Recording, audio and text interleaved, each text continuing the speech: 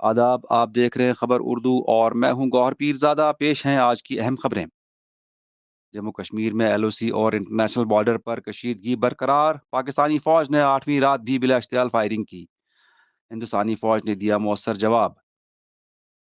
گرفتار کیے گئے او جی ڈبلیو کا اہم انکشاف. حملہ آوروں کے جنوبی کشمیر کے گھنے جنگلوں میں چھپے ہونے کا شبہ. 12ویں جماعت کا جعلی رزلٹ گیزٹ معاملہ. Jammu Kashmir board of school education نے سائبر پولیس سے کیا رجوع. پہلگام حملے میں شریک حیات کھونے والی ہمانشی اور اشانیہ کی اپیل. مسلمانوں اور کشمیریوں کو نقصان نہ پہنچائیں. اپنے دفاع کے لیے بھارت کسی بھی حد تک جا سکتا ہے. بھاجپا لیڈر سنیل شرما کا بیان. پاکستان کی طرف سے فوجی اداروں کی ویب سائٹ ہیک کرنے کی کوشش مسلسل ناکام. جرمن میڈیا کے مطابق ٹرمپ نے نیٹو سربراہی اجلاس میں عدم شرکت کی دھمکی دی.